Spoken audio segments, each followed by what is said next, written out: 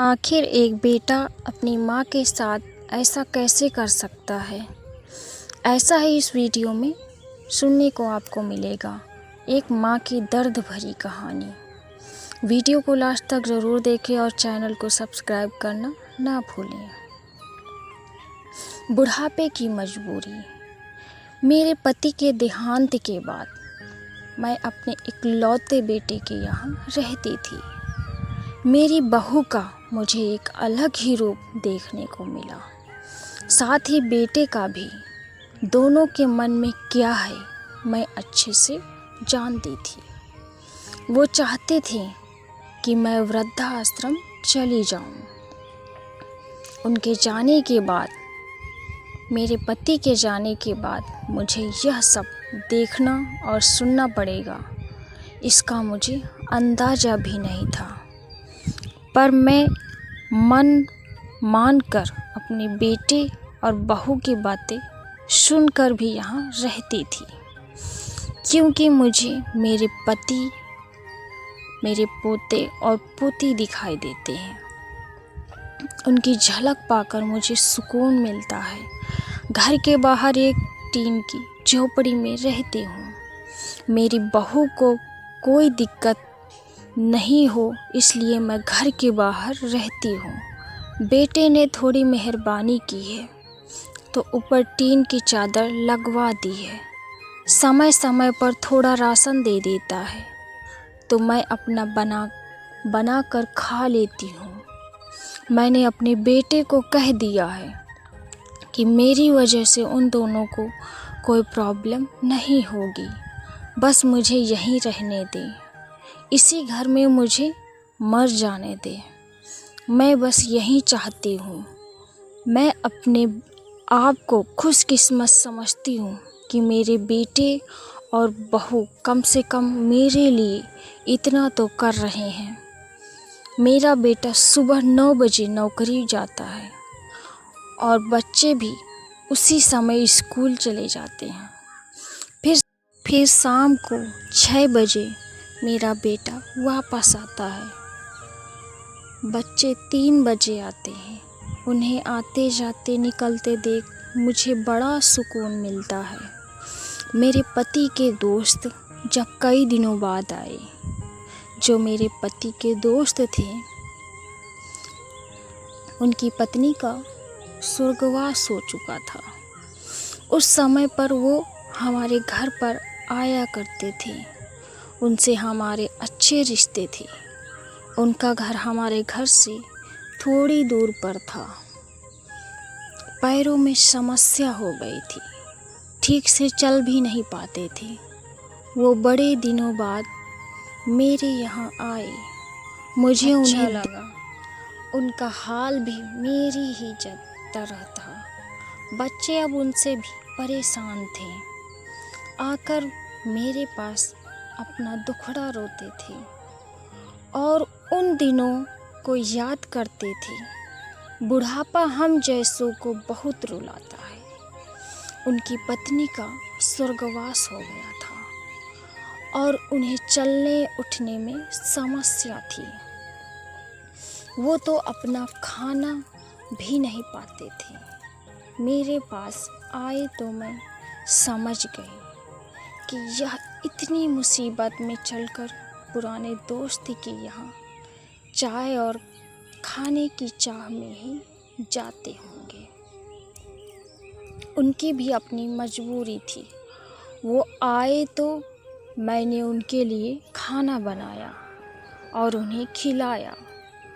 मना कर रहे थे नहीं खाना, लेकिन मुझे पता था कि उनको भूख लगी है। बहू ने खाना नहीं दिया।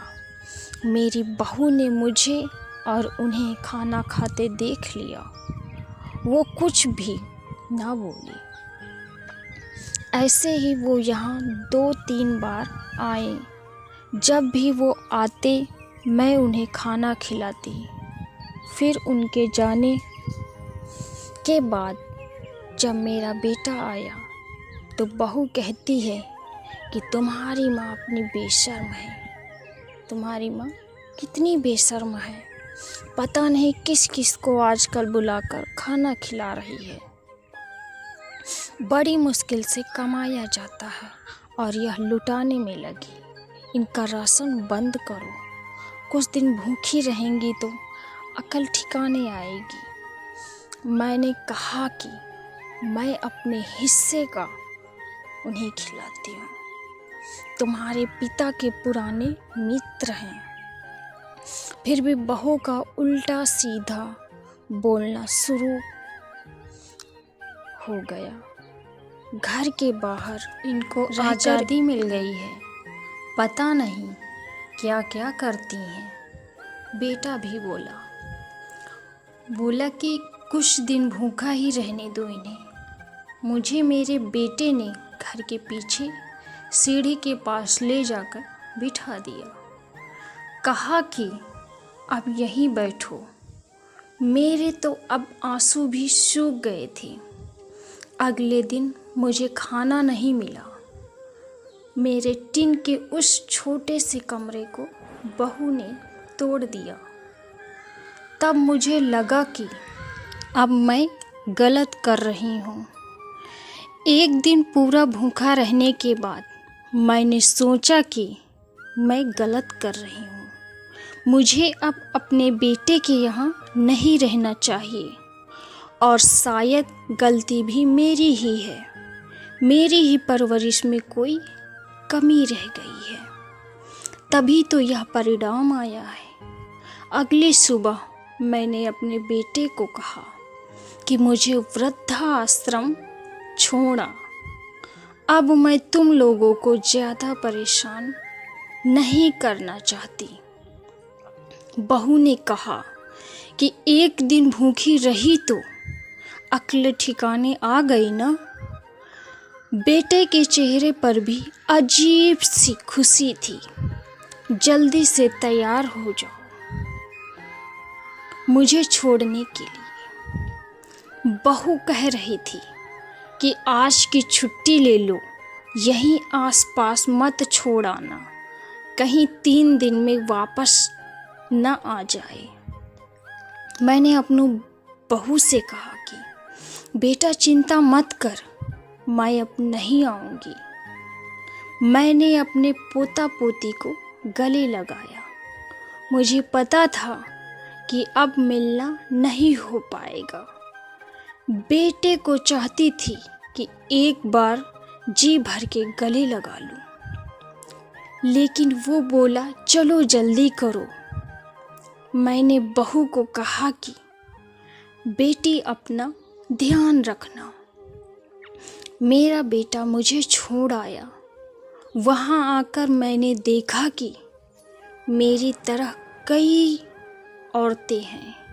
थोड़े दिन उदास रहते हैं, फिर सच को स्वीकार कर लेते हैं।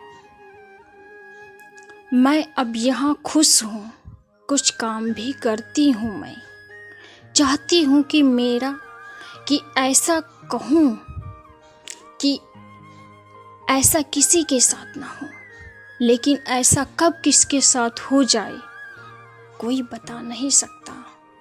लेकिन माँ बाप को ऐसे समय के लिए भी तैयार रहना चाहिए।